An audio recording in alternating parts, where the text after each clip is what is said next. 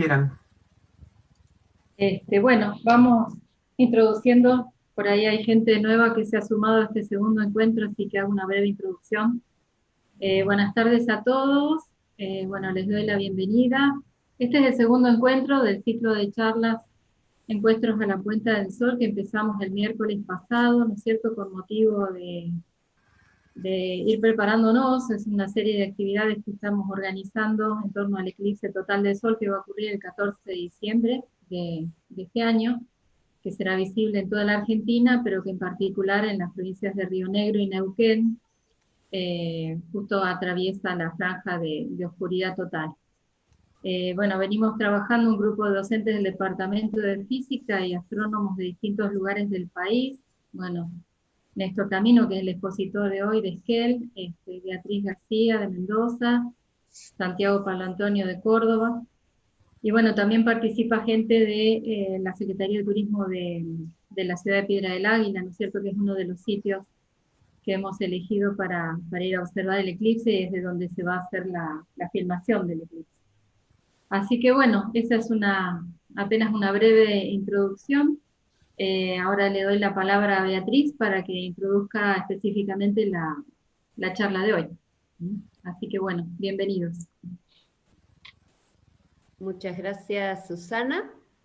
Bueno, me toca presentar, como siempre, a otro amigo, más que amigo, probablemente, debido a que nos conocemos desde que éramos chiquititos. Con Néstor iniciamos la carrera de astronomía en la Universidad Nacional de La Plata en el mismo año. Así que hicimos un recorrido juntos por el observatorio astronómico y lo que era la ciudad de La Plata en una época fea, si me permiten decir, una época bastante desgraciada para la historia argentina, porque fueron los fines de los años 70 y principios de los 80 en donde hicimos nuestra licenciatura. Así que había que lidiar con eso. Néstor se licenció en astronomía, es licenciado en astronomía, pero hizo un doctorado en algo en que no todo el mundo tenemos doctorados, que es en educación. De manera que probablemente es una de las voces más autorizadas para hablar de didáctica de la astronomía en la República Argentina, que no es poca cosa, y por eso estamos muy contentos de esta charla, que tiene que ver con la didáctica, tiene que ver con el eclipse, tiene que ver con los instrumentos que usamos para ver el eclipse, además de nuestros ojos, por supuesto, bueno, y apunta a lo que él ha hecho su vida, que es la enseñanza de la astronomía en distintos niveles, y no solo enseñar como hacemos todos, medio de manera amateur, digo yo, sino de forma profesional, en un marco de referencia teórico formal, como todas las ciencias sociales también tienen. Así que ha unido las ciencias básicas con las ciencias sociales a través de la educación, y creo que es una oportunidad excelente estas charlas pre-eclipse para que un especialista nos diga cómo hacemos para enseñar astronomía en estos momentos, incluidos estos especiales momentos de la humanidad en medio de una pandemia. Así que gracias, Néstor. ¿Quién iba a decir después de tantos años que yo te iba a estar presentando en una charla pre-eclipse? Cuando éramos chiquitos, íbamos a la universidad, estos eclipses estaban catalogados en carpeta, y la verdad, cuando uno vive en el siglo XX, somos habitantes del siglo XX, nosotros, seres humanos del siglo XX, el siglo XXI era como 2001 Odisea del Espacio, ¿no? Y Blade Runner y toda la ciencia ficción junta, y acá estamos, todo llega, así que muchas gracias, Néstor. Espero que la disfruten. Bueno, gracias Beatriz. Sí, tenemos un montón de recuerdos. Por supuesto, uno se queda con los lindos recuerdos, porque los feos, los que tuvimos muchísimos en aquella época, no quedan ahí y bueno, uno sigue adelante, ¿no? Pero dado que dijiste eso de los eclipses en carpeta, qué sé yo, cuando éramos chicos veíamos con allá lejos, ciertas personas que eran especialistas, astrónomos ellos también, y que uno estudiaba y que tratábamos de conseguir sus libros, qué sé yo. Y bueno, esto de dedicarnos a llevar a la gente de nuestra comunidad la posibilidad de ver los eclipses y de además tener acciones de educación y de divulgación sistemáticas y serias, nos dio la posibilidad, por ejemplo, de conocer a gente como Pasachov y a la gente que ha hecho posible que, en definitiva, todos los que miramos eclipses y ocultaciones y fenómenos astronómicos hoy, vamos a mirar los cálculos y los libros de ellos, ¿no? Entonces también es ser agradecido de que nosotros hemos podido, a lo largo de la vida, de toda una vida de trabajo, vincularnos con la gente de las cuales aprendimos y poder agradecerles a ellos en persona lo que dieron, ¿no? Y bueno, aparte, un foco importante de lo que vos decías es esto de unir la astronomía con la educación. Y bueno, la didáctica es eso más el hecho de concretamente qué es cada cosa que va a pasar, con quiénes lo vamos a compartir. Es no solamente pensar en el contenido o en la metodología que vamos a usar, sino pensar en la gente que va a estar trabajando sobre eso, que va a estar aprendiendo, que va a estar compartiendo y que se va a estar emocionando porque, en particular, un eclipse total de sol no nos pasa desapercibido y más allá de todo nos conmueve, ¿no? Así que, ¿qué es la didáctica de la astronomía? Ustedes van a ver en la presentación que didáctica de la astronomía, de qué se trata. No solamente, yo no voy a entrar en definiciones de lo que es la didáctica de la astronomía, sino más bien me preocupa decir, bueno, de cada pequeña situación, de cada pregunta que se nos ocurra, de cada fenómeno astronómico, de cada situación de aula o situación con la gente que nos cruzamos permanentemente, se puede generar una acción didáctica. Acción didáctica que tiene todos los demás componentes. Debe ser rigurosa desde lo astronómico, rigurosa desde lo educativo, debe ser socialmente relevante, etc. Entonces lo que vamos a charlar hoy es exclusivamente, o sea, no exclusivamente, porque va a tener muchas ramificaciones, pero el foco de atención van a ser las cámaras oscuras. Que uno dice, bueno, es un instrumento, qué sé yo, que se usa para mirar eclipses, pero bueno, y cuando después que pase el eclipse de ahora, ¿hasta cuándo no tenemos otro eclipse? ¿Para qué sirven las cámaras oscuras? Bueno, hay que tratar de entender que cada hecho que hagamos significativo en la educación tiene raíces no solamente conceptuales, sino que podemos recorrer casi toda la historia de la humanidad en sentirnos parte de una aventura, si se quiere, porque siempre es interesante, es llamativo todo lo que vamos haciendo. Entonces la cámara oscura hay que interpretarla como un instrumento no solamente para ver el eclipse del 14 de diciembre, sino que nos cuenta la historia de siglos y que también va a seguir activa en el futuro que nos toca vivir. Voy a compartir la pantalla, si sigo hablando mientras que vemos esto. Ustedes me dicen si se ve. Acuérdense que YouTube está desfasado un poquito, así que hay que tener paciencia con YouTube. Sí, se ve. ¿En Zoom ya se ve? Sí. Sí, se ve muy bien. Sí. Bien, y ahí en YouTube a activar ahora. Sí, ahí entró. Bien, lo otro que quería decirles es que como me autoidentifico como docente con años de experiencia, por no decir viejo, y entonces estas cosas a mí me descolocan un poco. Esta charla es para estar juntos en un aula, es una charla que se hace con las manos esta. Me va a costar mucho trabajo no charlar con ustedes en tiempo real y estar manipulando objetos y cortar papelito y estar mirando, tratando de ver el sol o lo que tengamos ganas de hacer.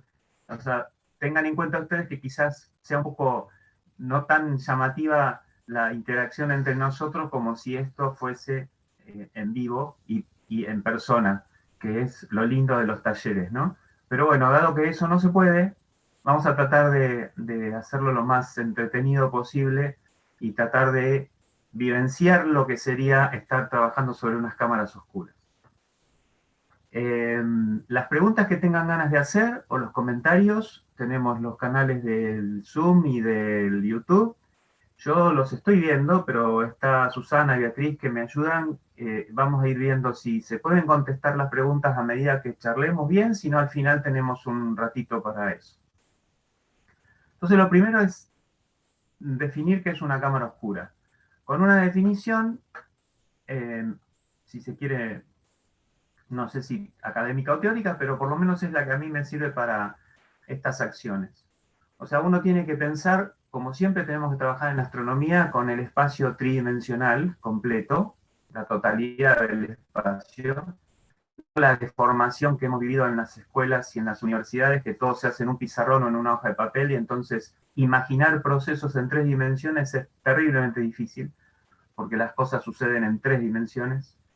Entonces tenemos que imaginar todo el espacio, que la cámara oscura es un dispositivo que delimita, por así decir, 2 volúmenes de espacio. Uno lleno de luz, el otro lleno de oscuridad. Oscuridad definido como un volumen en donde la luz no llega.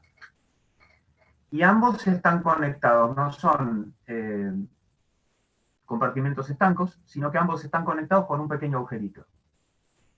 Ese volumen de luz es el en donde va a estar los objetos que emiten la luz, puede ser el sol, puede ser un paisaje, lo que sea, la típica vela de los experimentos, las actividades experimentales en las aulas, y el resto típicamente va a ser un volumen que puede ser definido por una caja, con una pantalla, etc. Es decir, la cámara oscura, la función que va a cumplir es delimitar un volumen en el cual se va a formar una imagen de los objetos que están iluminados. Entonces esa es una definición muy general que vamos a mantener durante toda la charla. Podríamos decir que hay cámaras oscuras no intencionales, entre comillas, es decir, la cámara oscura definida de esta manera no es un invento del ser humano. Está en la naturaleza, en la vida cotidiana. Lo que pasa es que a veces uno no se da cuenta que está ahí y hay efectos que quizás no podríamos darnos cuenta de que están pasando y son por eso. Entonces, cuando uno ve, está debajo de un árbol y ve que hay un montón de parchecitos de luz redondos, circulares, mejor dicho, en general uno se puede preguntar de dónde salen todos esos circulitos, y bueno, eso es que el follaje del árbol está haciendo de telón, de objeto opaco que impide el paso del sol, excepto en los intersticios que quedan entre las hojas, y eso genera el efecto de agujerito para la cámara oscura, y luego los círculos no son círculos y nada más, sino que son imágenes del sol. En la imagen de la izquierda tenemos eso que estoy contando durante un eclipse anular de sol, así que cada imagen que vemos, cada círculo es una imagen del sol eclipsado. Y la otra que vemos habitualmente, que se ve en las casas todo el tiempo, entre las cortinas, y si uno presta atención a veces se puede ver movimiento y colores, etcétera, es cuando tenemos algún agujerito en una cortina o entre los paños de una cortina o entre una persiana, etcétera. Del lado opuesto, en una pared, habitualmente se ve una imagen.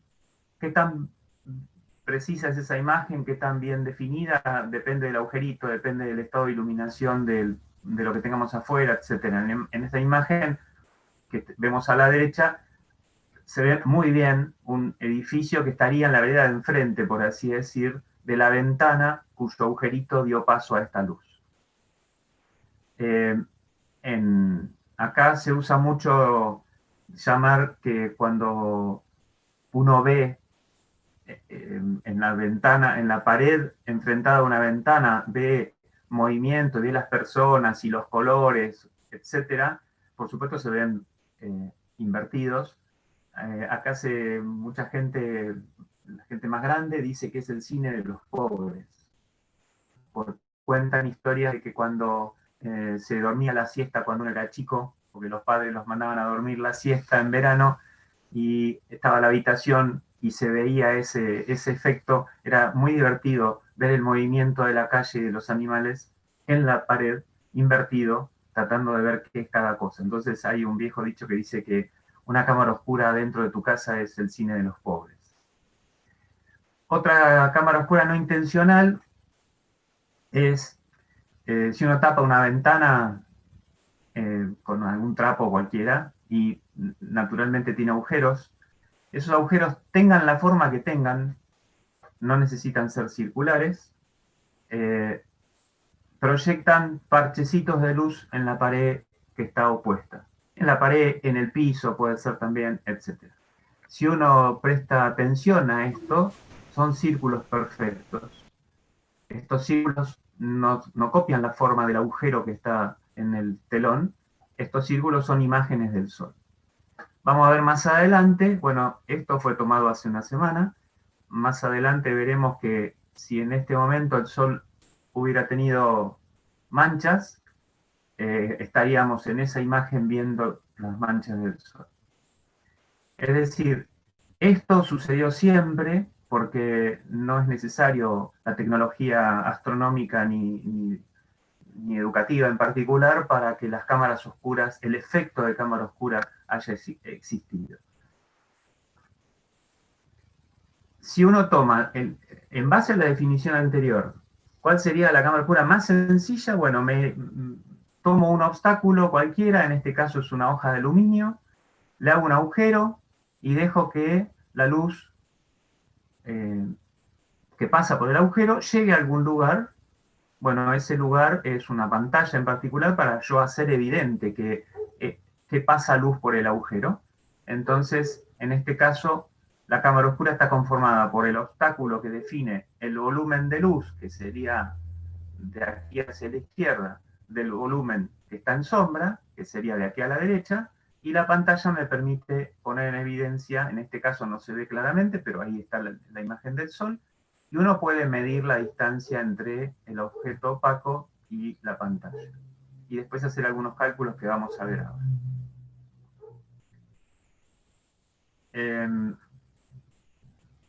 Otra de las cosas importantes que a mí me preocupa que queden claro es que las cámaras oscuras son instrumentos ópticos.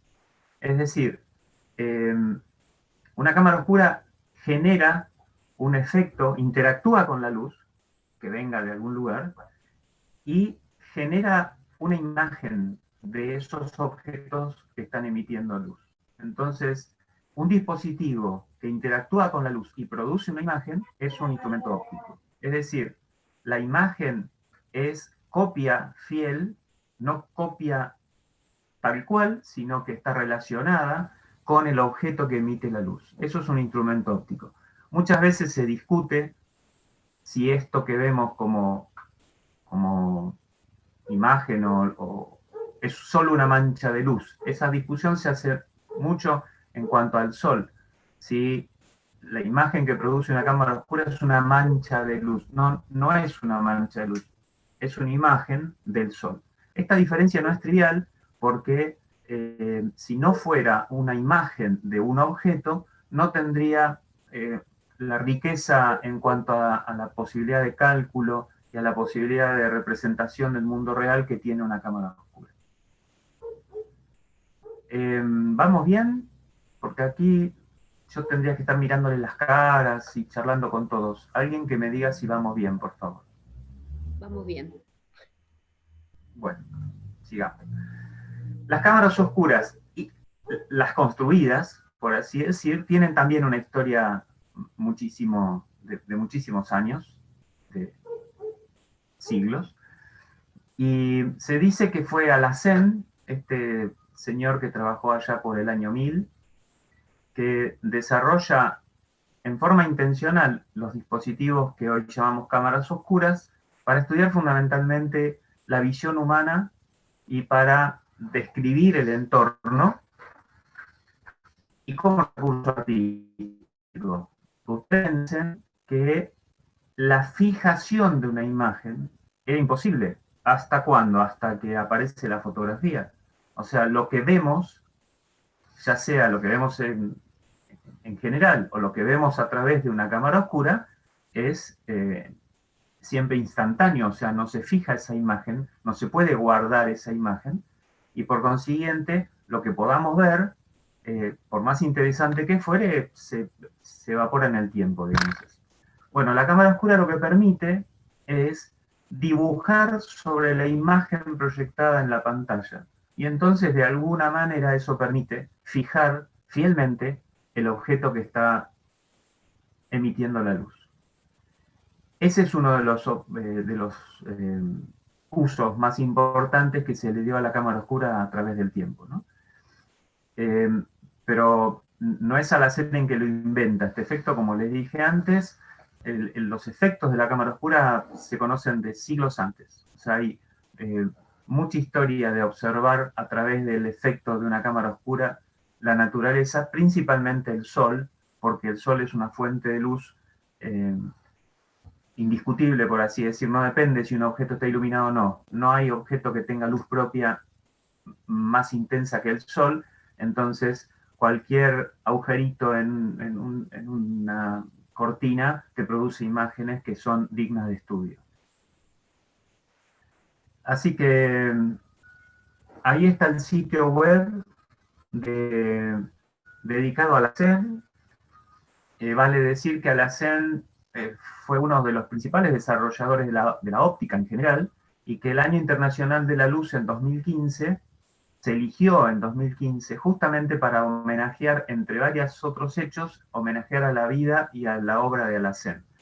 En este link tienen un montón de cosas de los desarrollos, de su historia, etc. Y es muy interesante de leerlo.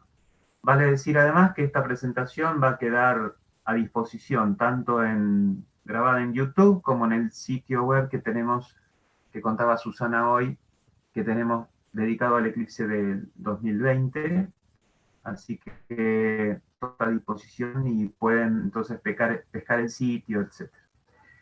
Bien, hacia la Edad Media del Renacimiento se trabajó mucho, en particular Leonardo da Vinci trabaja sobre la cámara oscura tratando de entender cómo funciona el ojo humano y para hacer estudios de perspectiva. Y Kepler estudia mucho este efecto. Se dice que es él el que usa por primera vez el término cámara oscura y lo utiliza fundamentalmente para trabajar sobre el Sol y para poder ver manchas solares, y a su vez es el primero que empieza a desarrollar cámaras oscuras portátiles que pudieran trasladarse sin problemas a lugares tanto astronómicos como otros, ¿no? Entre esos siglos XVI, XVII y XVIII, antes de la fotografía, se usaron ampliamente las cámaras oscuras para distintos fines, físicos y astronómicos, fundamentalmente para la apoyatura de los pintores. La mayoría de los pintores más famosos de esa época usaba cámaras oscuras, principalmente aquellos que pintaban escenas y paisajes, por supuesto. Y bueno, tienen acá ejemplos, ¿no? Si uno usa la imagen, la luz que sale del agujerito, la desvía en ayuda de espejos, puede proyectar la imagen sobre una pantalla y de alguna manera para hacer una especie de espectáculo. Abajo hay una que hacen que un pintor esté totalmente a oscuras, entonces la imagen de un objeto proyectado sobre una pantalla, el pintor lo que hacía era tiraba las líneas y los primeros colores sobre ese dibujo, y luego el dibujo se terminaba en estudio. Y a la derecha tienen uno que hizo Robert Hooke, que era también portátil, para dibujar objetos en una pequeña pantallita, pero bueno, moverse por ahí, no era un dispositivo difícil de usar. Recuerden que no existía la fotografía, o sea que los exploradores que iban a selvas y lugares distintos a realizar sus estudios, o sabían dibujar, cosa que no es habitual que cualquiera sepa dibujar tan perfectamente para hacer la copia fiel de un paisaje, Entonces uno dice, ¿cómo hacían estos dibujos? Bueno, los dibujos se hacían fundamentalmente utilizando cámaras oscuras. O sea, se llevaban las cámaras oscuras, se proyectaba la imagen sobre una pantalla, esa pantalla tenía un papel tipo manteca, sería lo que hoy diríamos, y con tinta china se copiaban los rasgos principales de esos paisajes y de lo que se estuviera estudiando. Y luego eso era lo que se imprimía en las publicaciones de época. Es decir, no eran dibujos a mano alzada, eran dibujos hechos sobre la imagen proyectada en una cámara oscura. Vale recordar, cámara oscura, estamos hablando de algo que tiene un agujerito, nada más. No estamos hablando de nada que tenga que ver con lentes. No hay lentes aquí todavía. Una vez que empiezan lentes, ya la cosa deja de ser una cámara oscura. Empieza a llamarse de otra manera. O sea, todo lo que estamos hablando es cámara oscura sin otro dispositivo que un agujerito en un objeto opaco.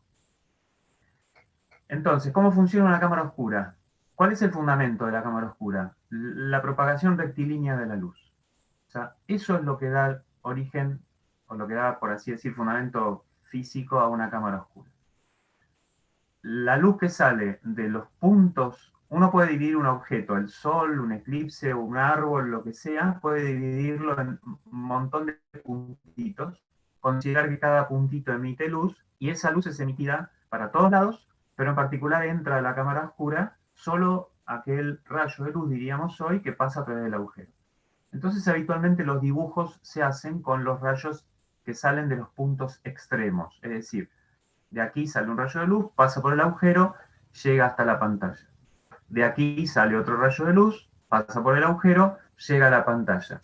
No vale la pena hacer lo que le pasa a un rayo que sale del centro del objeto, porque está claro que está metido en este cono y llega al otro lugar de la pantalla en el volumen o en la proyección que tiene la imagen de los extremos. Entonces, ¿cómo es la imagen?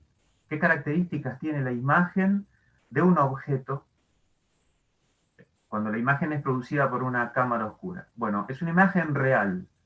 En óptica se dice imagen real si yo pongo una pantalla y ahí realmente hay luz. Bueno, sí, hay luz cuando yo pongo una pantalla. O sea que la imagen que genera una cámara oscura es real. Hay realmente luz ahí. Es más chiquita, de menor tamaño, está invertida, o sea, está arriba abajo, por eso las cosas se ven patas para arriba. Eso se ve porque el rayo que sale de aquí pasa por el agujero y llega hacia la parte de abajo de la imagen, y viceversa, el que sale de la parte de abajo del objeto pasa por el agujero y llega a la parte de arriba de la imagen. Pero también está revertida, en el sentido de que cambia izquierda a derecha, podría decir, el rayo que sale de aquí hace esto y viene hasta acá, y el rayo que sale de la parte hacia el exterior, por así decir, de esta imagen, pasa por el agujero y va hacia el otro lado. O sea, las imágenes producidas por una cámara oscura están patas para arriba y derecha por izquierda. Tiene menor intensidad que el objeto, tiene menos definición que el objeto, y si bien respeta los colores, porque acá no hay filtro, son más difusos porque naturalmente al tener menos intensidad se ve más difuso. ¿Cómo se construye una cámara oscura? Es algo muy sencillo. Vamos básicamente a construir una cámara oscura para el sol, a pesar de que vamos a hacer ejemplos de otro tipo también, pero para el sol se necesita un tubo más que nada por el hecho de manipularlo y por el hecho de la comodidad, y porque además el diámetro del sol, por ser un objeto muy lejano, el diámetro de la imagen del sol siempre va a ser chiquitito, así que tener algo muy grandote para hacer una cámara oscura para ver el sol no tiene sentido, porque la imagen va a ser a lo sumo de 1, 2, 3 milímetros con suerte. En una parte se sella la entrada al tubo con un papel aluminio. Como es metálico, bloquea toda la luz del sol que llega, excepto por un pequeño agujerito que se hace con un alfiler en la punta que va a mirar al sol, que es la de aluminio. En el otro lado se pone un papel, si se consigue milimetrado transparente, fantástico, porque es lo mejor, porque permite luego medir sobre la imagen. Si no, un papel manteca, un papel plano, lo que sea.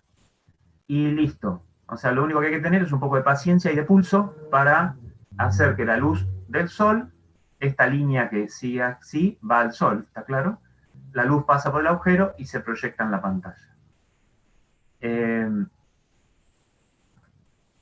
Lo que hay que tener en cuenta es que el agujerito, que el aluminio siempre esté en perfectas condiciones, o sea, no tiene que estar roto, porque si no estaríamos mirando al sol directamente, y tiene que ser pequeñito el agujero.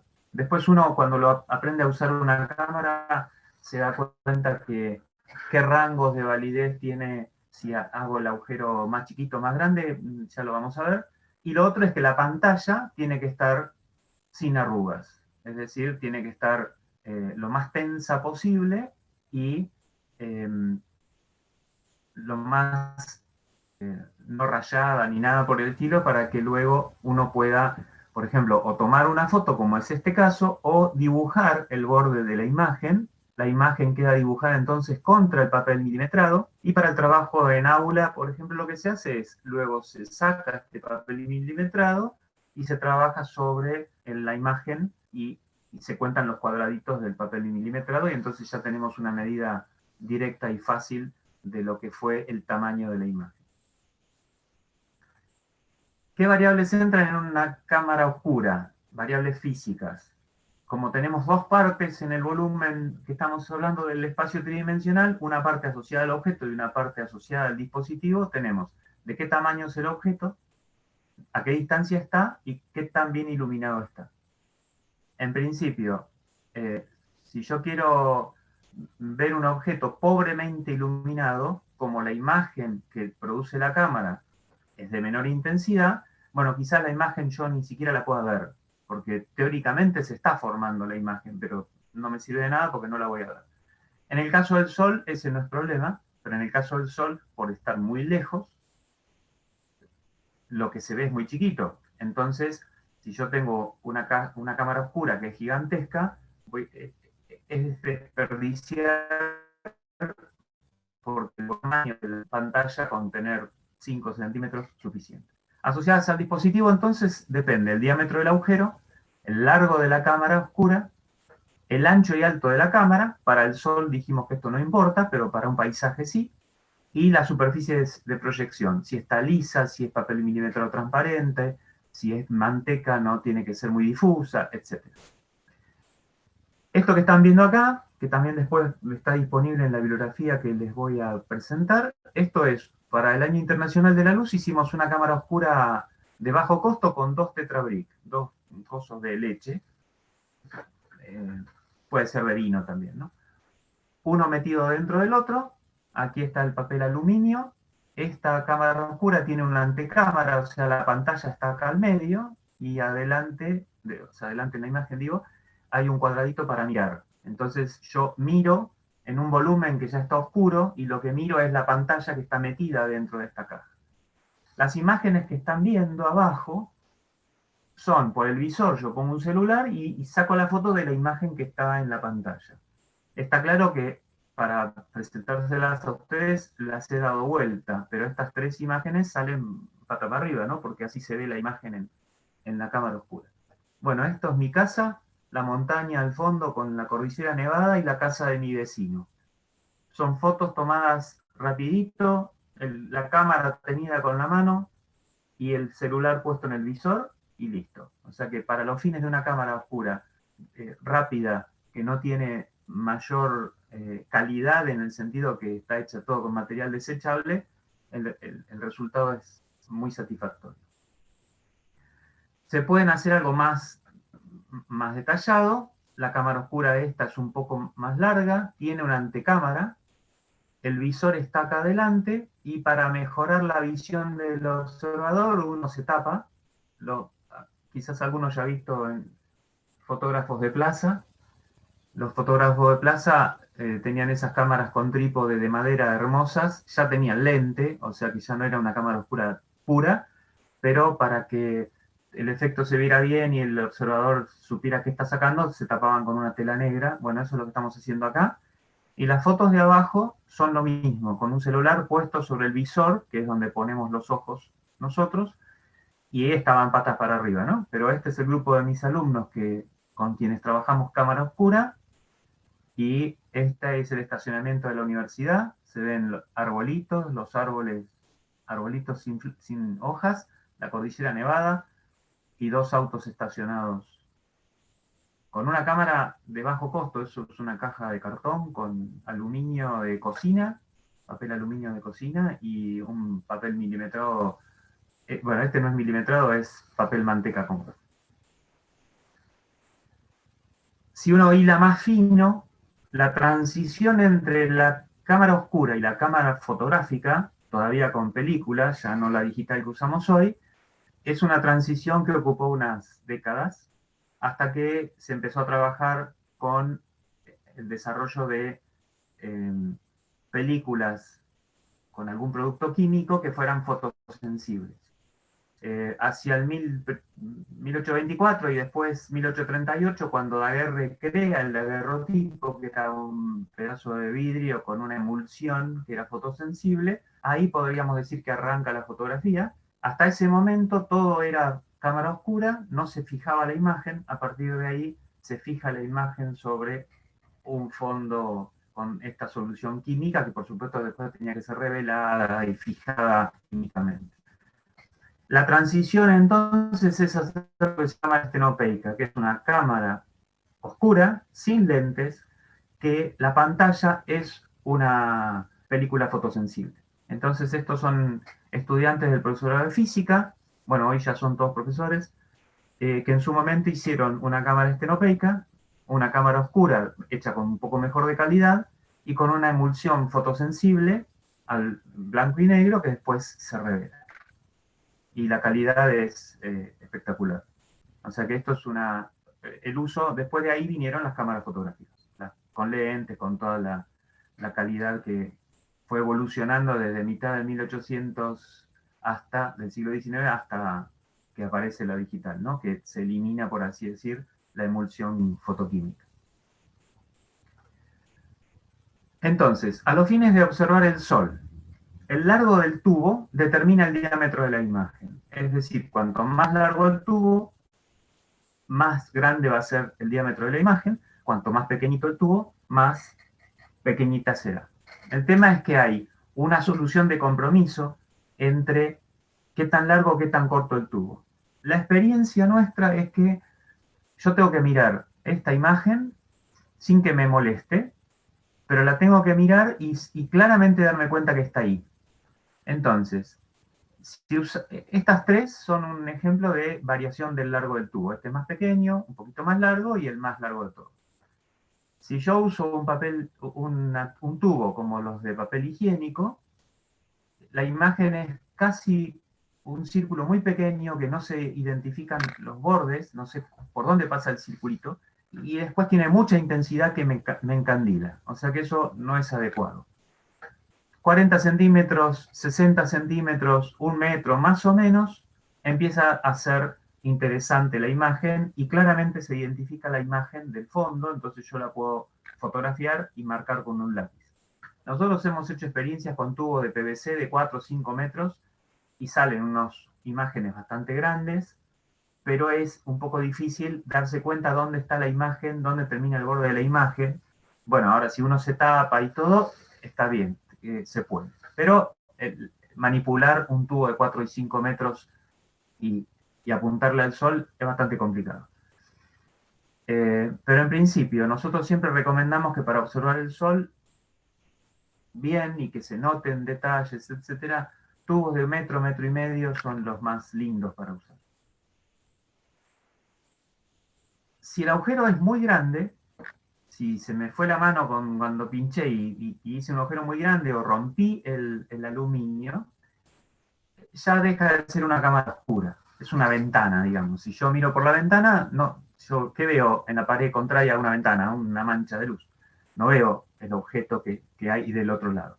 Entonces, ¿cuándo sé yo que el agujero que hice es demasiado grande? Cuando la imagen, o sea, la mancha de luz, ya no sería una imagen, que está sobre la pantalla, tiene la forma del agujero. Entonces el ejercicio aquí es, si hicimos un agujero con un pico, la mancha de luz copia la forma del agujero. Si el agujerito satisface una condición que es más o menos típica de este tipo de construcciones, que es que el diámetro del agujero tiene que estar en una relación de 1 milésimo con respecto a la distancia entre el agujero y la pantalla, más o menos. Es decir, yo tengo que, si tengo 1 metro de tubo, el agujerito tiene que ser de 1 milímetro o menos. No mucho menos, porque algo de luz tiene que entrar, entonces ahí nos vamos a dar cuenta que si es muy chiquitito no entra mucha luz, yo no veo bien la imagen, etc. Pero si es más de 1 milímetro, ya deja de funcionar como cámara oscura. Eso es muy interesante porque tiene que ver con la sensibilidad del ojo humano, tiene que ver con cómo se forma la imagen y los detalles que se van a formar con menor luz, más luz, si los bordes son muy nítidos o no, etc. El otro fundamento de por qué usamos aluminio, además de que su característica electromagnética, digamos, de ser metal, es que cuando uno pincha el aluminio, los bordes del agujero son totalmente limpios. Si yo agarro una hoja de papel y lo pincho, la imagen, la uso como agujerito de cámara oscura, la imagen va a ser medio fea, los bordes no se van a ver bien. Bueno, si ustedes miran con una lupa el agujerito que hice en una hoja de papel, van a ver que todo pinchudo, porque hay un montón de hilitos del papel, y eso hace que no sea un agujerito limpio, sino que sea un agujerito sucio, con obstáculos en el medio. Y por consiguiente, no se recomienda que los agujeros para las cámaras oscuras se hagan sobre otro material que no sea metal. Podría ser una chapa agujereada, no importa, pero metálico, el agujero tiene que estar limpio en sus bordes. Bien, seguimos. Acá tengo una imagen de un pizarrón de estas clases que trabajamos, en donde podemos profundizar un poquito más el hecho de la geometría que está en juego en una cámara oscura. En la imagen, en la parte de la izquierda, tenemos el volumen que dijimos tridimensional con luz, el volumen tridimensional que supuestamente no tiene luz. Recuerden que la definición es este volumen, ¿no? Acá y acá y acá hay luz, y en el caso de este volumen, yo aseguro que no hay luz y está cerrado. Si se me filtra luz por reflejo de otras cosas, es otro problema, pero en la definición, este volumen está en oscuridad. Entonces hay una relación que es que por ser la luz un agente físico que se propaga en línea recta, esta yo aseguro que es una línea recta. Yo lo doy por hecho. Esta es otra línea recta. Tengo el diámetro del Sol, el diámetro de la imagen y el agujerito que une a estos dos triángulos que se forman. Por consiguiente, como estos dos ángulos que están compartiéndose en el agujerito, por aquello de opuestos por el vértice, son los mismos, ambos triángulos en la figura de la derecha forman una estructura de triángulos semejantes, en donde el diámetro del Sol es proporcional al diámetro de la imagen, del mismo modo que el diámetro de la distancia entre la Tierra y el Sol es proporcional al largo del tubo. Se hace esta relación de proporcionalidad y entonces nos damos cuenta que del agujerito hacia la izquierda, del agujerito hacia el mundo real, por así decir, no conocemos las cosas. Del agujerito hacia el dispositivo que hemos construido, conocemos las cosas. ¿Por qué? Porque el largo del tubo lo hago yo y porque la imagen la mido yo. Entonces, la imagen la mido, el largo del tubo lo construyo, no conozco el diámetro del Sol y no conozco la distancia Tierra-Sol. Entonces tengo una ecuación con dos incógnitas, diríamos, tengo que hacer algo. Entonces lo que habitualmente se hace para estos ejercicios es decir que la distancia del Sol a la Tierra es data. Si uno pregunta a la gente o a los chicos en las escuelas o en las universidades, mucha gente conoce que la distancia al Sol es 150 millones de kilómetros, pero no muchos conocen el diámetro del Sol. Entonces, dado ese hecho, tomamos como dato la distancia al Sol y calculamos el diámetro del Sol. Esos cálculos van a depender en su precisión del largo del tubo que haya usado. ¿Por qué? No vamos a hacer los números ahora, pero esto, como les queda, después lo pueden mirar más fino. Acá tienen de las fotos que vimos antes de los 3 tubos superpuestos, tienen las imágenes. Si contamos los milímetros de cada diámetro y hacemos la proporción, la relación de proporcionalidad de la diapositiva anterior, sacamos el valor del el diámetro del Sol. Entonces tenemos 1.500.000 para una imagen, 1.500.000 para otra imagen, 1.440.000 para la otra imagen con el tubo largo. Tubo chiquito, medio y largo. La real, o por lo menos la aceptada, es 1.391.000. Entonces, el tubo largo, el cálculo hecho con el tubo largo se acerca mucho más al valor real que el cálculo hecho con el tubo pequeño. Eso tiene dos fundamentos de por qué es así. Acá también hay otro, no es para mirar los números, pero en principio es, si ustedes se fijan, supónganse que vamos a dibujar esto con un lápiz que tenga una mina de 0,1. ¿Está bien? O sea, el grosor de la mina del lápiz. O un lápiz común, que son las típicas minas gruesas de grafito. El trazo del lápiz casi ocupa un cuadradito. Entonces, si uno pasa el lápiz por acá, estamos metiendo un cuadradito de este lado y un cuadradito de este lado de incerteza en el diámetro que vamos a medir, porque después yo ¿qué hago? Agarro una regla y mido el diámetro afuera del trazo de lápiz que hice. Muy bien. Pero 2 milímetros en este tamaño influyen mucho menos que 2 milímetros en este tamaño, porque el lápiz es el mismo. Entonces, cuando hacemos esos cálculos, uno ve, acá tiene un ejemplo de eso, el trazo en un círculo grande afecta mucho menos que el trazo en un círculo chiquito. Acá a la izquierda está hecho el cálculo de error relativo. Entonces, el de abajo de todo es que el error en el cálculo del diámetro del Sol es mucho menor cuando el tubo es largo que cuando el tubo es corto. El segundo efecto que produce ese problema es que, en la imagen de la derecha, es que un tubo cortito genera una imagen cortita que tiene mucha intensidad. Y el tubo largo genera una imagen grande que tiene menor intensidad. Entonces es más fácil saber dónde está el borde de la imagen que yo quiero representar, que quiero registrar. Recuerden que la intensidad lumínica tiene que ver con la energía que transporta la luz en cada instante, que eso es fijo porque lo determina el agujerito. O sea, todo el volumen interior de este tubo, la energía en juego ahí es la misma. Ahora, si se distribuye en una superficie chiquita, la intensidad que yo veo es mucho mayor. En una mediana es más o menos, en una superficie mayor es menor intensidad, más adecuada para verla a ojo desnudo. Este es el mismo principio para explicar los efectos locales de la variación de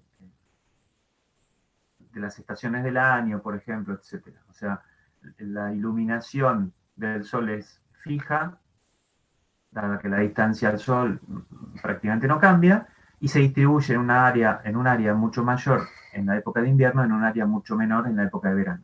Y eso hace que la intensidad superficial sea mayor o menor, y eso cambia la temperatura ambiente. Bueno, entonces, las cámaras oscuras es el dispositivo más sencillo, más seguro para la vista y confortable, no te cansa nada más allá de los brazos, pero uno puede inventarse formas de tener un tubo bien en forma confortable. Y hay que aprender a usar, como todo instrumento, hay que aprender a usarlo. O sea, yo salgo, al principio me tiembla todo, pero después me acostumbro. Quienes hayan visto por un largavista, también no es que el largavista es mágico, uno tiene que tener pulso y tiene que saber cómo ponerse y dónde apoyarse. Bueno, en la cámara oscura es lo mismo. El seguimiento de un fenómeno como un eclipse, con la cámara oscura, se hace perfecto, muy fácil. Lo que hay que hacer es registrarlo. O dibujarlo, o sea, pasando un un dibujo, un lápiz por el borde, qué sé yo, pero el problema que tiene es que tendría que estar cambiando el papelito todo el tiempo para no ensuciar lo que las próximas imágenes me darán. Entonces la forma más adecuada es hacer una serie de fotos, o sea, tener la cámara oscura y cada ciertos intervalos de tiempo, cada vez que nos guste cómo evoluciona la luna por delante del sol, ir sacando fotos. En este caso, esto fue un eclipse que era total, pero en Esquel se vio parcial hace unos años, hace ya 20 años, 10 años, perdón, y no se olviden que esto está invertido. Entonces, aquí está cortado la feta de sol que queda porque acá estaba el horizonte. Y aquí el sol se está poniendo y entonces la parte de abajo, diríamos, es la que en la foto está como parte de arriba, este es el horizonte y este es, ya avanzado la puesta del sol, el resto del horizonte. Y entonces aquí uno puede calcular un montón de cosas. Calcular qué tamaño tenía la luna, calcular el diámetro aparente del sol, un montón de cosas. Hay cámaras oscuras divertidas, digamos, son ejemplos típicos que siempre que vamos a ver eclipses los hacemos, que es llevar un colador de fideos, ponerlo a una cierta distancia, y esa distancia es suficiente para que produzca sobre una pantalla un montón de imágenes del sol eclipsado. Lo mismo uno puede jugar con los intersticios que formamos con los dedos, y entonces tener una mínima imagen del sol eclipsado haciendo una cámara oscura con las propias manos. Hay otros usos interesantes, algunos más divertidos o no, pero por ejemplo uno quiere ir a ver un eclipse con un telescopio muy sofisticado, con un filtro solar, o sea, este es un telescopio que tiene un filtro acá adelante especial para observar eclipses, y uno mira con total libertad y seguridad a través del ocular. Muy bien, pero ¿y cómo enganchamos al sol al principio, si no está computarizado? Alguien tiene que apuntar al sol y darse cuenta que el telescopio ve el sol. Bueno, entonces lo que hemos hecho es poner una pequeñita cámara oscura, que es un tubo de papel de cocina, y entonces se genera, se calibra previamente el eje óptico de este pequeño dispositivo cámara oscura y el eje óptico del telescopio son paralelos, y entonces cuando yo veo una pequeñita imagen de un punto brillante en la pantalla de proyección de la cámara oscura, el telescopio está viendo el sol a través del filtro, entonces yo lo puedo ver bien sin problema. El otro uso, que es mucho más interesante porque permite calcular cosas no habituales, es que con un largo tubo adecuado, para que tenga una imagen satisfactoria en cuanto a la posibilidad de medir cosas, se puede calcular la excentricidad de la órbita terrestre. O sea, sabemos que la órbita terrestre es una elipse, que es casi una circunferencia. Bueno, pero casi.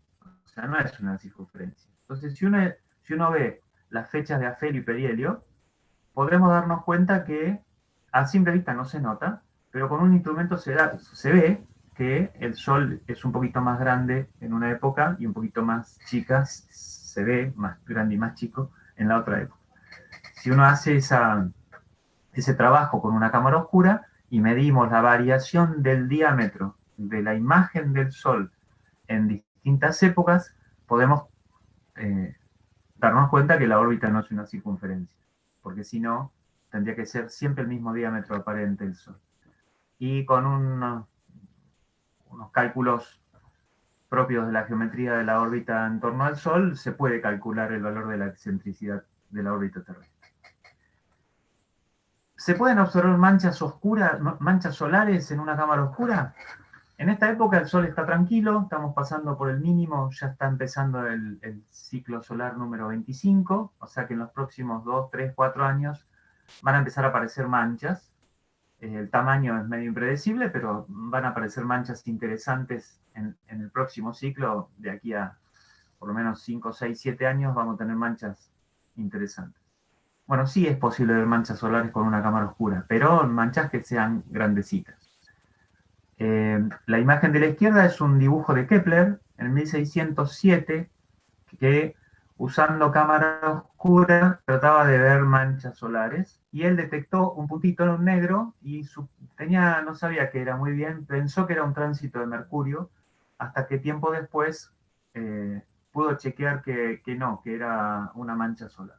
O sea que este es uno de los registros interesantes de una mancha solar medida, registrada, mejor dicho, por una cámara oscura pura, sin lentes. Después Galileo y todos los demás de esa época usaban sus telescopios para para ver manchas solares. Pero esto es con cámara oscura. Y ya para ir terminando, me interesa contarles un uso muy importante de las cámaras oscuras, que son las líneas meridianas. Hacia 1400 y pico, 1500, por ahí, la Iglesia Católica se había desparramado por todas partes, pero las comunicaciones no eran en tiempo real, y entonces la natural dispersión de las comunidades, socialmente hablando, hacía que no se pudiera saber exactamente cuál era la fecha de la Pascua. Entonces, la fecha de la Pascua está asociada a el equinoccio de marzo. Entonces, había que buscar la luna llena después del equinoccio de marzo, el primer domingo después de la luna llena, etc., ¿no? Pero el tema es cómo saber el equinoccio de marzo. Entonces, lo que se hizo fue, se construyeron en las iglesias, en las grandes iglesias que ya existían, se construyeron cámaras oscuras que tenían un agujero en alguna parte del techo, el volumen en oscuridad es el interior de la iglesia. Cuando el sol pasa por su punto más alto en el cielo, dependiendo del lugar que fuese, esa altura cambia, pero pasa lo que llamamos el instante del mediodía solar verdadero. La luz del sol se proyecta sobre la línea norte-sur, sobre el meridiano, por eso, en realidad sobre la meridiana, y por eso se llaman líneas meridianas. Entonces, se hacía un agujero en el techo, se hacía una línea norte-sur, y como el sol, su altura sobre el horizonte cambia todos los días, aumentando hacia el verano, disminuyendo hacia el invierno, hacia el solsticio de diciembre, en nuestro caso el solsticio de junio en el sur, la proyección de la luz solar sobre el suelo nunca cae dos veces en el mismo lugar.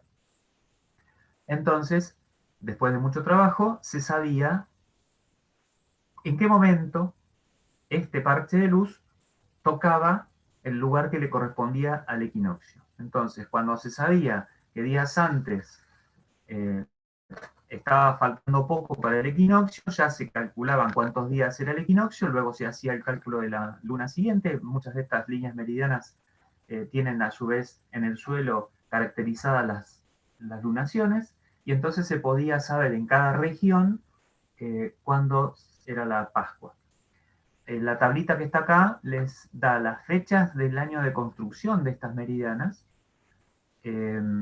Esta foto es del Duomo de Milano. Esto fue hecho en el 1786. El agujero está a casi 24 metros de altura. La más grande está en Florencia, es del 1467, y el agujero está a 90 metros de altura. Y bueno, hay muchas, pero básicamente están en Italia, y hay una en Francia, en París. Son los instrumentos que permitieron determinar el calendario religioso. En la foto de la izquierda arriba tenemos la proyección del sol eclipsado sobre la línea meridiana de una iglesia que está en Roma, que se llama Santa María de los Ángeles. Todos estos números tienen que ver con la longitud y los ángulos que forman el rayo de luz al entrar a la iglesia. Y yo en mi casa tengo una línea meridiana chiquita. Arriba del marco de la puerta está el agujero de entrada de la luz. Esto está a 2,5 metros, 2,6 metros de altura. y se proyecta el parche de luces, en realidad es la imagen del Sol, es oval porque el piso está inclinado con respecto a las de luz. Si la pantalla estuviera perpendicular a las de luz, sería un disco. Cuando la imagen va transcurriendo y corta la línea norte-sur, es el mediodía, y en los equinoccios se ilumina la chapita que está en el suelo que corresponde al equinoccio. Tiene otros usos, en nuestro caso algo más personal, es que estas chapitas son los cumpleaños de quienes formamos la familia. Entonces cuando es tu cumpleaños, el disco del Sol ilumina tu chapita. Líneas meridianas no son solo religiosas, hay, como esta, hay muchos usos. Así que la charla y la intención de ofrecer que nadie se pierda, por favor, el eclipse es, nosotros si bien, como dijo Susana y como dijo Beatriz, vamos a estar trabajando muchísimo, ya estamos trabajando, hay material disponible por todos lados para entender no solamente cómo es y cómo evoluciona un eclipse, sino cómo cuidarse al verlo. Pero en particular, el proceso de hacer una cámara oscura es muy hermoso, es muy fácil y yo puedo invitar a chicos y todo sin preocuparme si es seguro o no, porque todo el mundo puede ver un eclipse con una cámara oscura. Pero también es cierto que eclipses, el próximo eclipse grande, total va a ser en 2048, o sea que no es que vamos a tener guardada la cámara oscura hasta el 2048. Todos los días podemos observar el Sol, podemos hacer ejercicios de medir su diámetro, podemos hacer ejercicios de ver durante el año la excentricidad de la órbita. Y próximamente, ya les digo, hay que estar atentos, van a empezar a aparecer manchas interesantes en el Sol. Entonces es muy lindo ver una mancha solar en una imagen producida por una cámara oscura. Es realmente muy lindo. Y bueno, y a su vez pueden hacer cámaras oscuras para ver paisajes y para ver gente, y es realmente interesantísimo.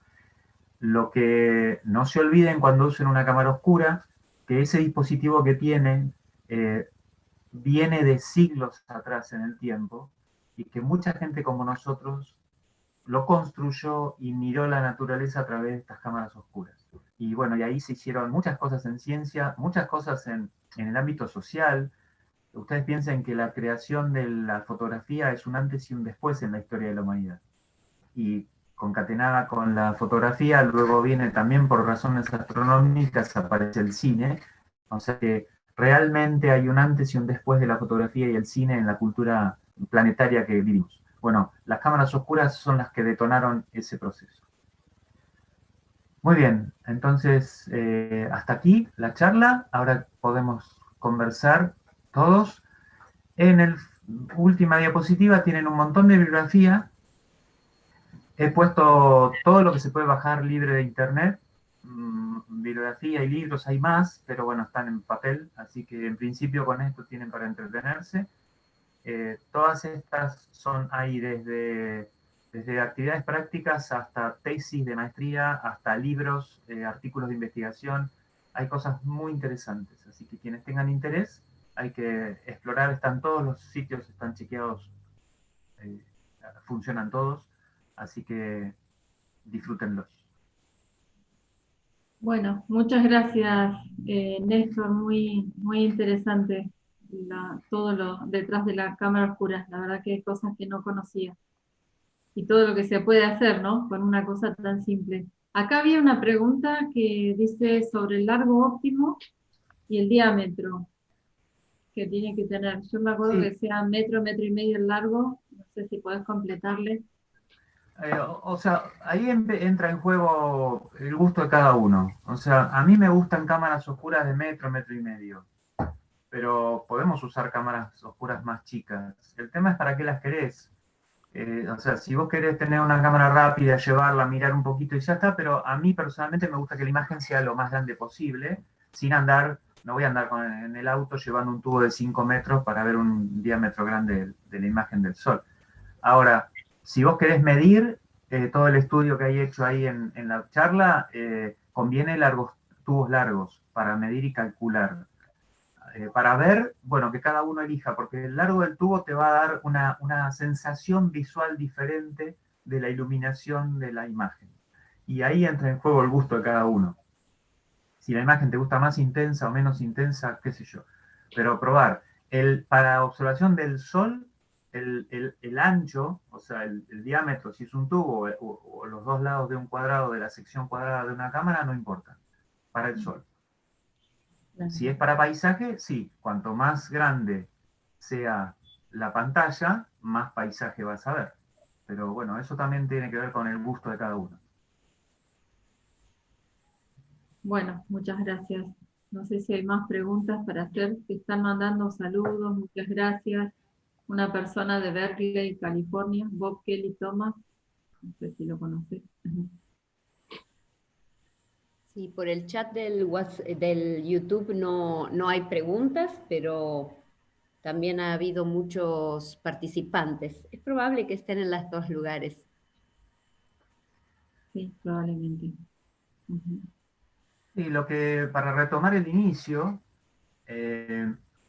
cuando hablamos de didáctica de la astronomía, no es, uno puede hablar de grandes fundamentos y estructuras, pero también es importante comenzar a desarrollar pequeñas cosas.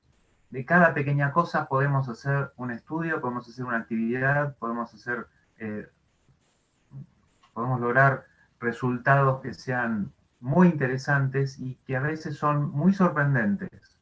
Identificar las variables de la luz que entran en juego en una cámara oscura no es habitual y eso tenemos que acostumbrarnos a imaginar qué está pasando dentro de una cámara oscura. O sea, no dar por hecho que no es una caja negra. O sea, tenemos que aprender y tenemos que discutir qué pasa dentro de una cámara oscura. Bueno, eso es interesante. Preguntan aquí por el modelo de la cámara Y oscura con los Tetrabricks, si sí, están en algún lugar. está en la bibliografía y lo ponemos está en el sitio nuestro, ustedes ya pusieron, ¿no? Sí. Un coma, Eclipse Sí, 2020, lo pongo acá. un coma punto edu.ar. Sí, pero está todo disponible y si no, en la presentación está mi correo electrónico, está el correo electrónico también, eclipse2020@uncoma.edu.ar, ahí nos pueden escribir. Ahí Susana acaba de poner en el chat del Zoom la página web. O sea, cualquiera de los materiales que estamos usando están a disposición. Y lo del Tetrabrick obviamente es re fácil y es muy lindo. O sea, realmente lo hemos hecho con chicos y en cuanto a la parte de actividad plástica y motriz es sencilla, es muy divertido y el resultado es muy interesante. O sea, vieron que las imágenes son así, rapiditas, no están tocadas, no están editadas, nada. Bueno, después depende que uno saque bien la foto en el celular, pero nada más.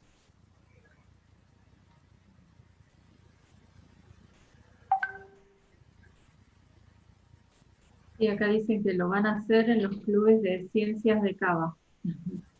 Sí, lo que tienen que tener en cuenta es que si hacen las cámaras con estos Tetrabrick, después mirar el sol no sirve mucho, porque el Tetrabrick tiene, nada, qué sé yo, tendrá 20 centímetros de largo. La imagen ahí casi ni se nota. O sea, la camarita oscura con los Tetrabrick está pensada para paisajes, para situaciones macro no astronómicas. El mismo procedimiento se hace con tubos y se puede observar el sol. También vale decir que se puede observar la luna. Ahí es más dificultoso porque hay que estar tapado, hay que tener mucha acomodación del ojo a la oscuridad, pero se puede.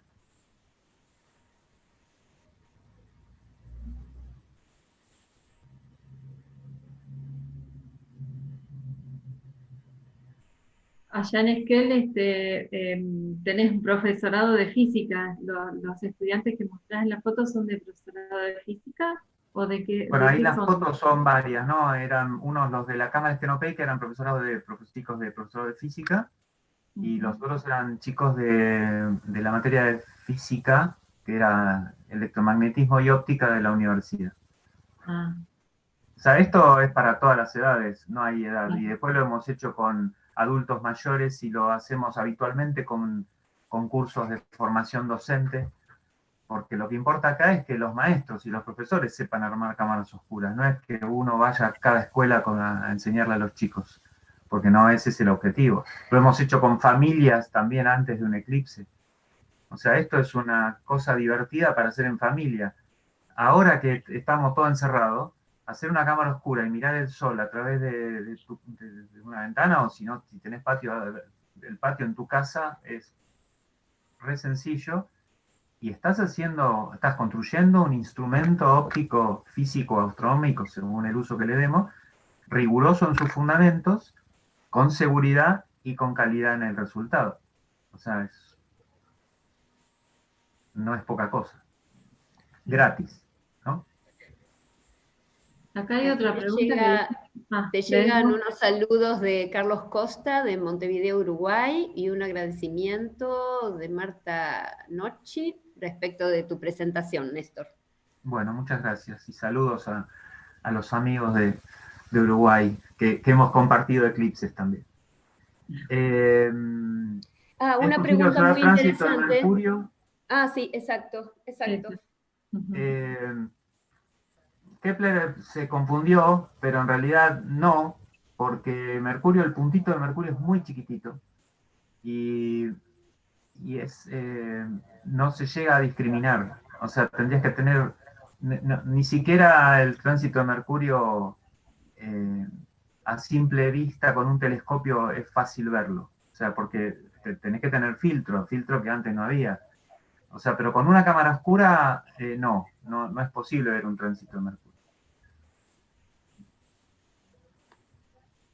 Igual, las habituales manchas que vemos en una cámara oscura, a ver, para que tengan una idea más concreta, la imagen que vieron de la cámara oscura de mi casa, el Sol en su tamaño más grande ocupa unos 3, 4, 5, dependiendo de la época del año, centímetros. Es un óvalo cuyo eje mayor tiene eso. Puede tener 3, 4, 5, pongámosle. Y uno lo proyecta sobre una hoja de papel y las manchas se ven perfectamente. Las grandes. O sea, yo tengo que saber, me fijo primero, me doy cuenta que hay manchas y las grandes se ven perfectamente. Si hay una pequeña mancha, como fue la semana pasada o la anterior, que con un telescopio filtrado se podría ver, bueno, en la cámara oscura no se ven. Y el largo del tubo aquí es de más o menos, según la época del año, pero 3, 4, 5 metros. O sea que con un tubo de 1 metro no se ven. No se ven manchas, menos se va a ver el tránsito de Mercurio. Acuérdense que una mancha solar puede ocupar más que la Tierra en su superficie. Mercurio es mucho más chiquitito.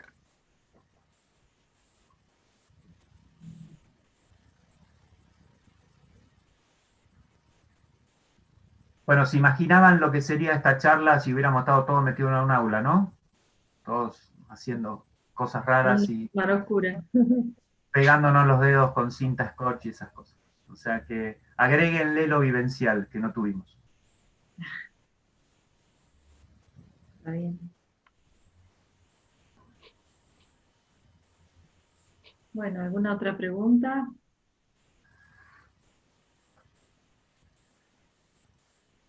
Me parece que... Por el YouTube no. No, en YouTube no. Ajá. Bueno, recuerden entonces que nos estamos preparando para el eclipse. Todos los miércoles tenemos charlas como esta. Ya estuvo la de Santiago el miércoles pasado y seguirán charlas muy interesantes. Y recuerden que acabamos de subir al sitio del eclipse un documento muy largo que Santiago, Paulo Antonio y yo acabamos de hacer, con un montón de desarrollo sobre no solamente los eclipses, lo que es este eclipse, cómo observarlo, etc. Y eso está para ser distribuido. Así que accedan al sitio y lo bajan y lo distribuyen. Así que tenemos recursos por todos lados, charlas por todos lados, y ahora tenemos que, no sé qué hacer para que el virus se deje de hinchar y entonces nos permita viajar al lugar de la banda de totalidad. Y bueno, Si nos encontramos bajo la sombra de la luna será maravilloso, y si no, bueno, ¿qué va a ser? Lo miraremos por algún recurso. Pero quede claro que todos nosotros vamos a ver un eclipse parcial, si no vamos a la zona de totalidad, vamos a ver un eclipse parcial fantástico igual. Acá en Esquel es creo que del 94% tapado el sol. O sea que si no llegamos a la totalidad, bueno, tenemos a quien echarle la culpa. Pero en cada lugar donde vivimos nosotros, hasta casi el norte de Brasil, que ahí no se va a ver, y Venezuela tampoco, todo el resto vamos a disfrutar de un muy interesante eclipse parcial, para lo cual la cámara oscura sirve perfectamente. Tal cual. A preparar las cámaras oscuras. Bueno, muchas gracias. Bueno, un aplauso. Gracias a todos. Gracias a todos y aplauso. Bueno, estamos en contacto, lo que necesiten. Sí, el miércoles que viene tenemos la charla de Beatriz, Danger, Sol y Epitelios, ¿no, Beatriz? Sí, vamos a ver un poquito cómo interactúa la luz con los epitelios, principalmente la piel y la retina, y bueno, y cómo nos cuidamos, y por qué también es importante que no seamos tan reflectivos a la luz solar, que hay una parte que es absolutamente imprescindible. Así que bueno, gracias a todos por la presencia, gracias a vos, Néstor. Y bueno, cerramos acá, creo, si no hay nada más para agregar. Gracias, un abrazo a todos. Bueno, gracias a todos. Buenas tardes, buenas noches. Chao. Hasta luego. Chao. Chao, chao, ¿cómo andás? Saludos a todos. Saludos. Saludos a todos.